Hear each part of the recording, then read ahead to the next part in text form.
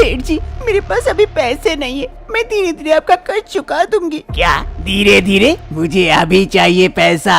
अगर नहीं दे सकती तो बोलो, मैं कैसे हासिल करता हूँ वो देख लो। अरे नहीं नहीं सेठ जी, मत कीजिए ऐसा। सेठ जी ऐसा कुछ मत कीजिए सेठ जी, प्लीज सेठ जी। मोहन और शांति एक दूसरे से प्यार करते थे, इसलिए उन्होंने मंदिर में आकर शादी कर लेते हैं। शादी के दूसरी रोज मोहन ऑफिस जाने के लिए तैयार था। वो शांति को आवाज लगाता है। अरे शांति, शांति कहाँ हो? जल्दी आओ, मैं ऑफिस जाऊंगा। हाँ हाँ बस आ गई। ये लीजिए, मैं आपके लिए नाश्ता बना रही थी इसलिए लेट हो गई। अरे शांति, काफी लेट हो गई है, अभी नाश्ता करूंगा तो और लेट हो जाएगी, फिर बॉस भी मेरे ऊपर चिल्लाएंगे। मैं जाके कहीं नाश्ता कर लूंगा। तो क्या भूखे जाएंगे? अरे कोई बात नहीं शांति, मैं रास्ते में कहीं नाश्ता कर लूंगा, तुम चिंता ना करो, अब मैं निकलता हूँ। ये कहते हुए मोहन ऑफिस के लिए निकल जाता है। अरे बिना खाए चले गए, अब मैं क्या करूँ? शाम को कुछ अच्छा बनाती हूँ उनके पसंद का, ताकि उसे अच्छा लगे। शाम का वक्त हो रहा था। शांति हॉल में बैठे मोहन का इंतजार कर रही थी। तभी मोहन आता है, काफी उदास होकर। अरे मोहन आगे आइए, बैठिए, मैं आपके लिए चाय लेके आती हूँ। अरे नहीं नहीं शांति, मेरा मूड नहीं है। अरे क्या हो गया जी, आप इतने उदास क्यों हैं? आज ऑफिस में कुछ बात हुई है क्या? अरे शांति, अब तुम्हें मैं क्या ही बताऊं। अरे क्या हुआ जी, बताइए ना। आप बताएंगे तभी तो इसका कुछ सॉल्यूशन निकाल पाएंगे हम लोग मिलकर। आज बॉस ने मुझे काम से निकाल दिए। लेकिन क्यों जी, अचानक से ऐसे कैसे निकाल सकते हैं आपको? वो कंपनी काफी लॉस में जा रहा था और बॉस ने बहुत सारे स्टाफ को काम से निकाल दिए हैं, और उसमें से मैं भी एक हूँ। अब मुझे समझ नहीं आ रहा है कि अब क्या करूँगा। अभी अभी हमारी शादी हुई है, इतने सारे खर्चे हैं, कैसे मैनेज कर पाऊंगा मैं? अरे चिंता मत कीजिए, आप बैठिए, सब कुछ मैनेज हो जाएगा। आप थोड़ा सा धीरज रखिए, हम दोनों मिलकर कोई ना कोई दूसरा रास्ता जरूर निकालेंगे। 2 दिन ऐसे ही बीत जाते हैं। मोहन काफी परेशान रहता है।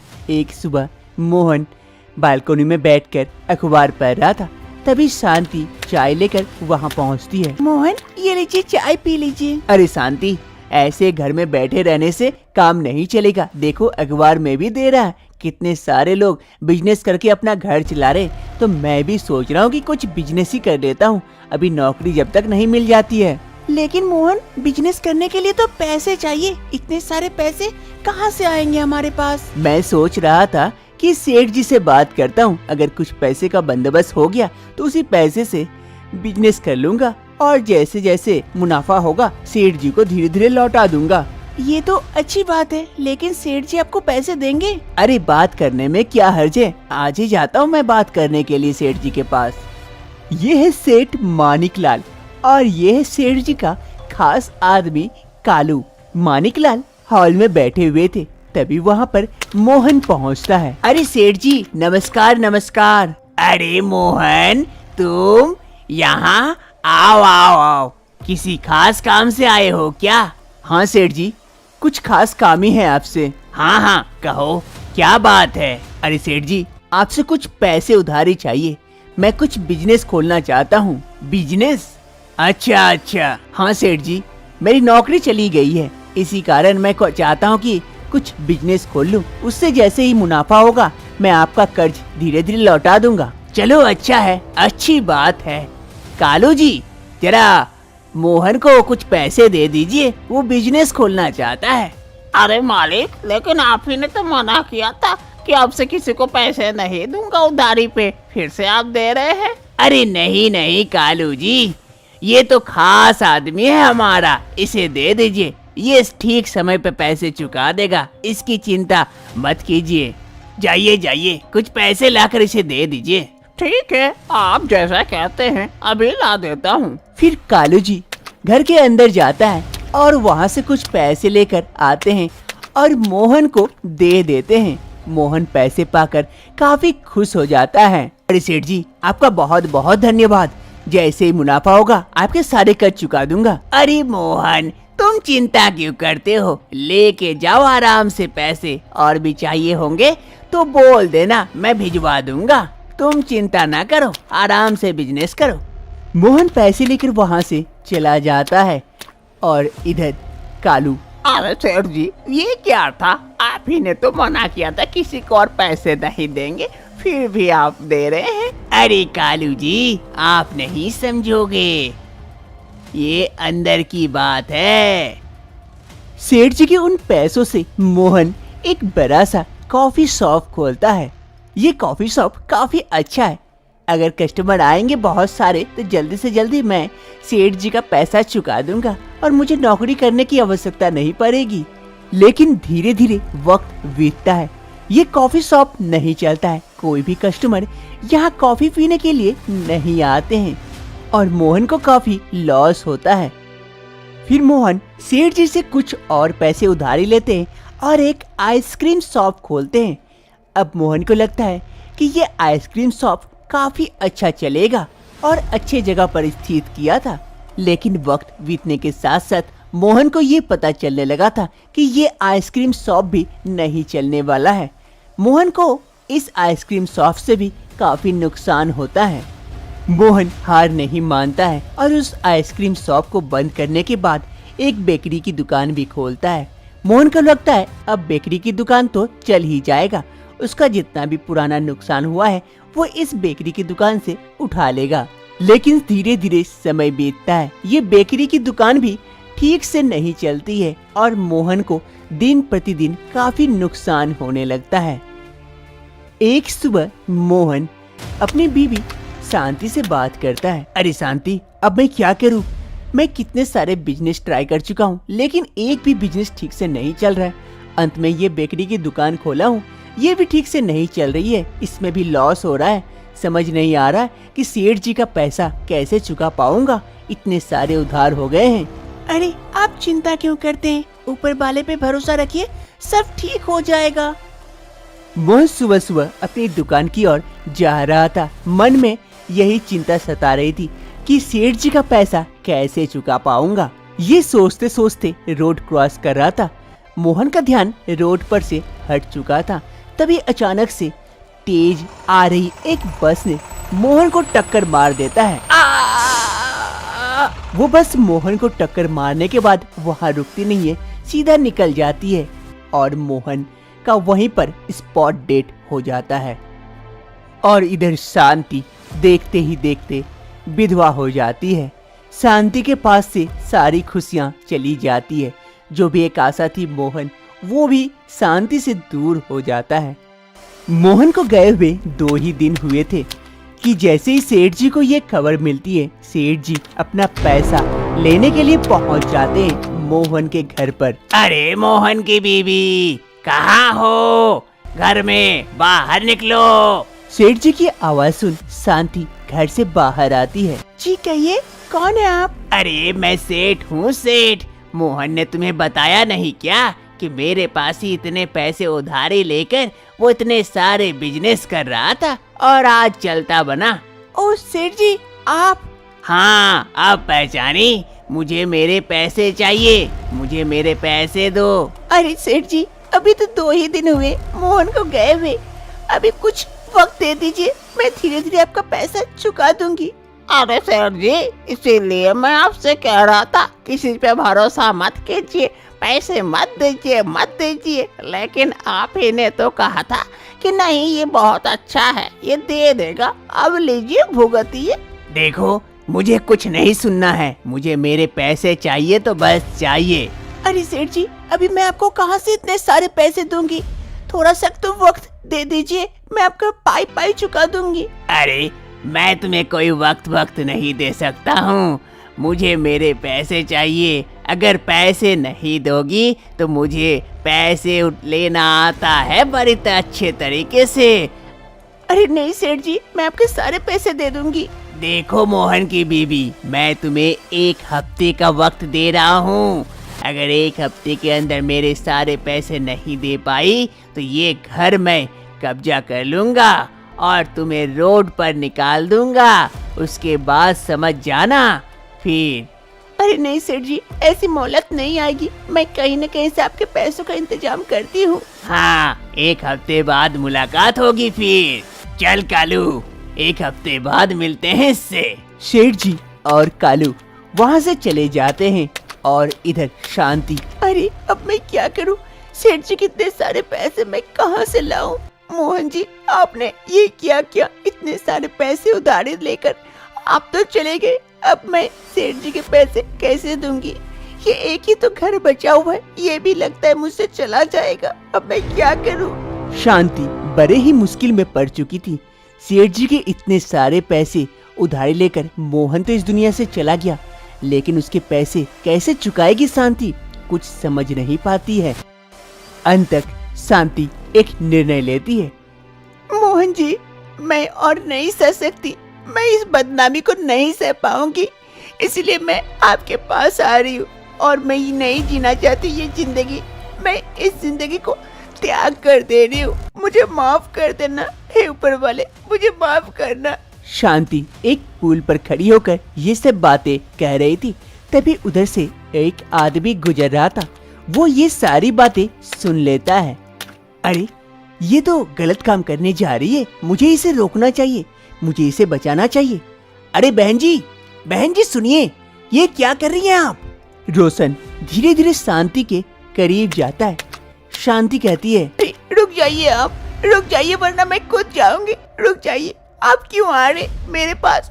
आप चले जाइए मेरे पास से, यहाँ से मैं जा रही हूँ। अरे लेकिन ऐसा क्यों कह रही हैं आप?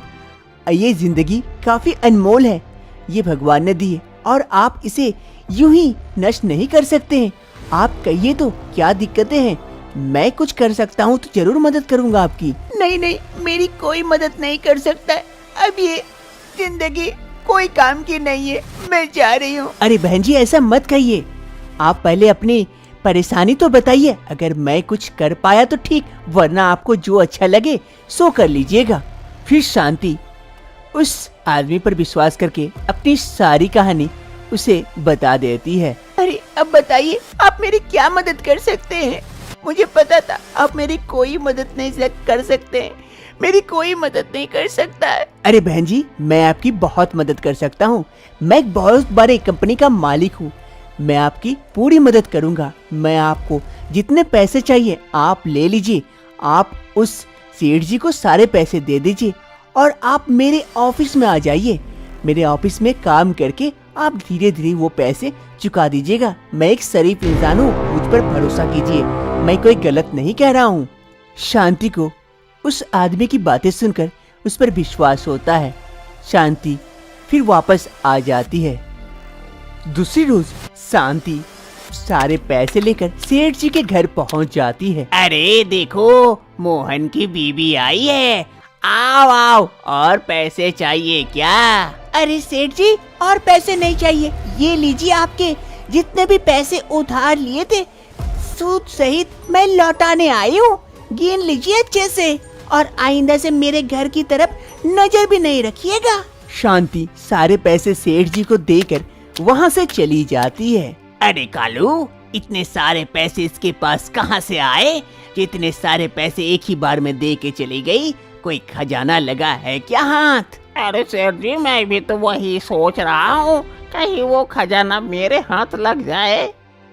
दूसरी रोज शांति बॉस के कमरे में आती है फाइल लेकर। सर ये फाइल आपने मंगाई थी ना, ये लीजिए। अरे शांति अब बताओ काम पे मन लग रहा है ना? हाँ सर, आज आप नहीं होते तो शायद मैं इस दुनिया में भी नहीं होती। आप जैसा इंसान को मिलना बहुत ही मुश्किल है। आप तो इंसान नहीं, मेरे लिए तो भगवान से कम नहीं है। अरे शांति मुझे यूं ही भगवान मत बनाओ, जाओ अपने काम पे ध्यान दो और धीरे धीरे देखना सब कुछ ठीक हो जाएगा। शांति को अब अच्छी खासी जॉब मिल गई थी, जिससे शांति का जीवन अब अच्छे से बीतने लगा था। शांति यहाँ जॉब करके काफी खुश थी और अपना जीवन यापन अच्छे से कर रही थी। अरे भाभी कहाँ हो? अरे मीना देखो लगता है सूरज आया है, कुछ कह रहा है। अरे भाभी आप यहाँ हो, मैं घर में आपको कहाँ कहाँ नहीं ढूंढा। अरे हाँ सूरज, कहो क्या बात है, तुम मुझे क्यों ढूंढ रहे हो? कुछ खास बात है क्या? अरे भाभी ये देखो मैं आपके लिए साड़ी लेके आया हूँ। लेकिन सूरज ये किस खुशी में तुम मुझे साड़ी दे रहे हो? अरे भाभी मेरे काम से बॉस खुश होकर मुझे बोनस दिए थे, उसी के पैसे से मैं आपके लिए साड़ी लेके आया हूँ। मेरा तो कोई है नहीं, आप ही हो जो भी हो, इसीलिए मैं आपके लिए एक साड़ी लेके आया हूँ। ओह थैंक यू सूरज। ठीक है भाभी, अब मैं चलता हूँ। सूरज एक बड़े से कंपनी में जॉब करता था। उसकी सैलरी भी काफी अच्छी थी उसके भैया की तुलना में, इसीलिए जब भी उसे बोनस या फिर कुछ भी मिलता वो खुशी जाहिर करने के लिए अपने भाभी के लिए कुछ न कुछ गिफ्ट जरूर लेके आते थे। इससे सूरज को काफी खुशी मिलती थी और उसकी भाभी भी खुश हो जाती थी। अरे वाह मीना, तुम्हारे देवर तो तुम्हारे लिए गिफ्ट लेके आए हैं, तुम तो खुश हो गई। हाँ क्या करूँ अब, देवर ही तो गिफ्ट दे रहे, आपकी तो औकात नहीं है देने की, इसीलिए तो, और आपसे एक्सपेक्ट भी नहीं करती हूँ कोई गिफ्ट की। बने आए हैं। ये कहते हुए मीना भी वहाँ से चली जाती है। कुछ महीनों के बाद सूरज एक रोज शादी करके रेखा को अपने साथ अपने घर लेकर आता है। भाभी भाभी भाभी, कहाँ हो? जल्दी आओ यहाँ पर, देखो मैं तुम्हारे लिए क्या लेके आया हूँ। सूरज की भाभी मीना सूरज की आवाज सुन जल्दी जल्दी से हॉल में आती है। वहाँ आकर वो शॉक्ड हो जाती है और थोड़ी सी खुश भी होती है सूरज के लिए। अरे सूरज, तुमने शादी कर ली, मुझे बताया तक नहीं। अरे भाभी, अब क्या ही बताऊं, सिचुएशन ही कुछ ऐसा था कि जल्दबाजी में शादी करनी पड़ी। मंदिर में जाके हम दोनों शादी करके आ गए।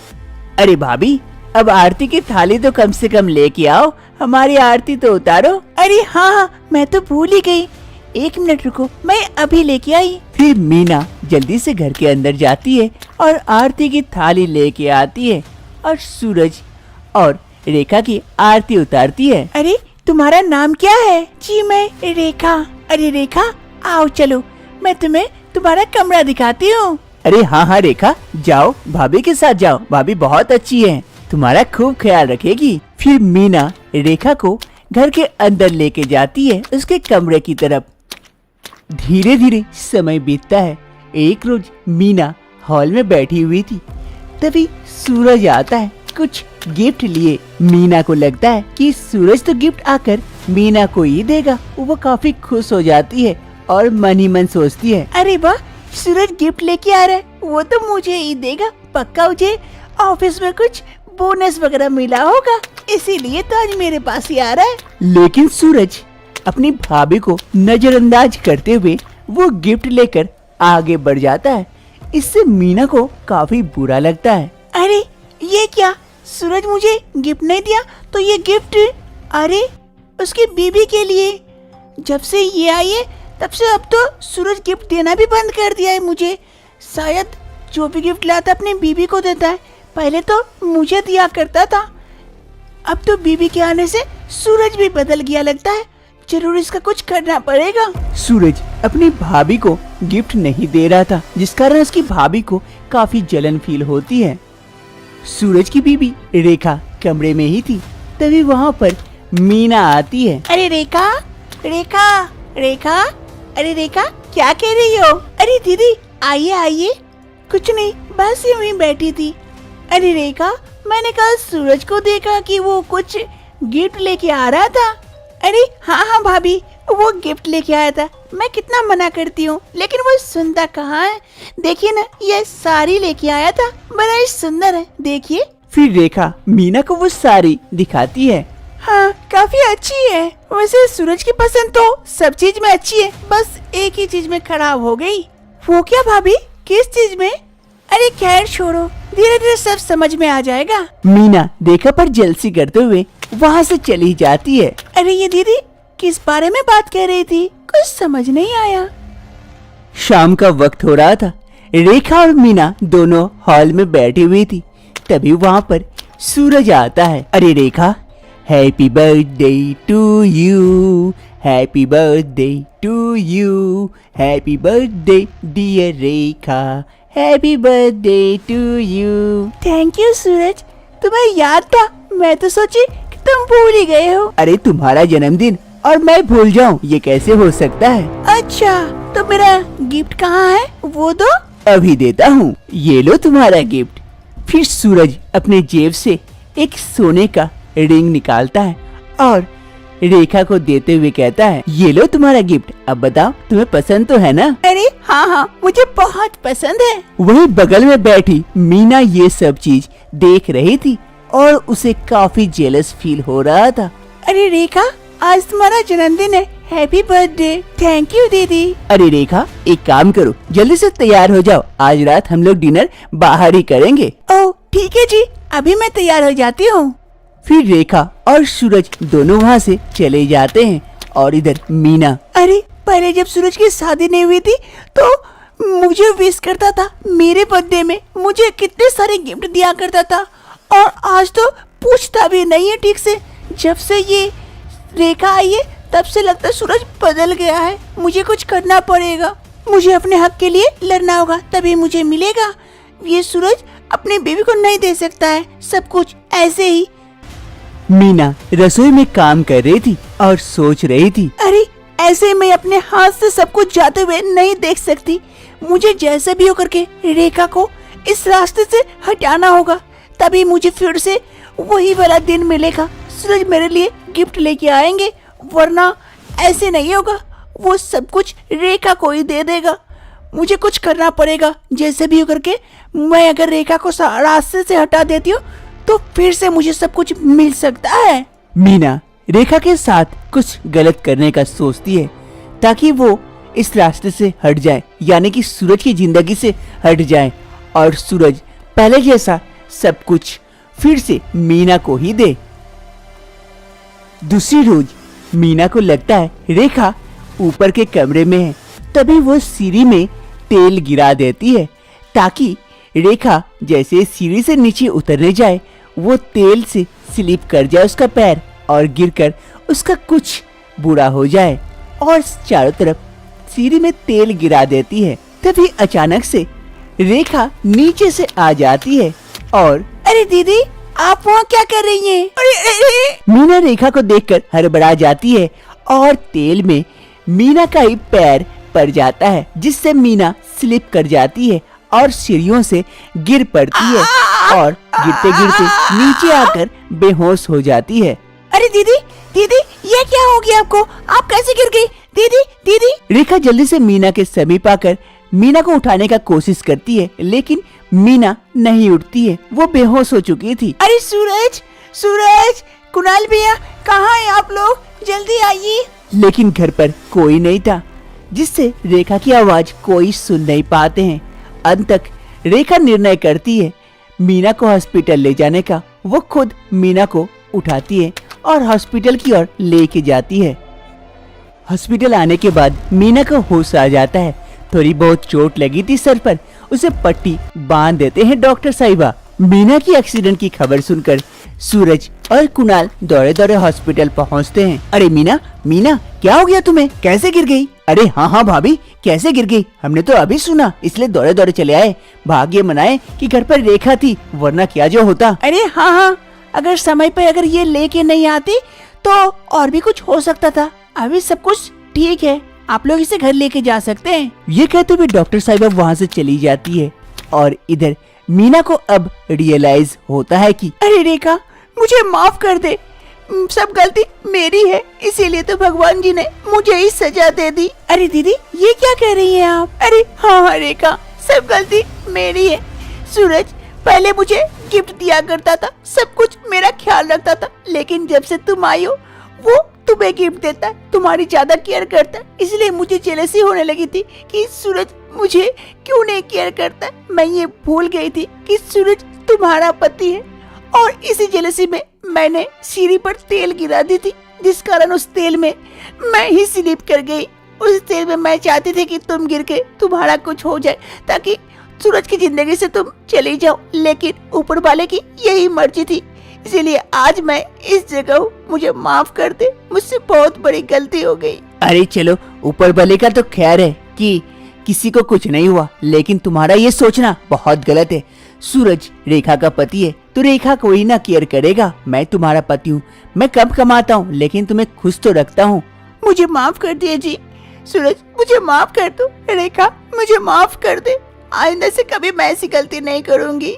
मीना को अपनी गलती का एहसास हो जाता है। सभी कोई मीना को माफ भी कर देते हैं और फिर सभी कोई साथ साथ हॉस्पिटल से घर की ओर चले जाते हैं।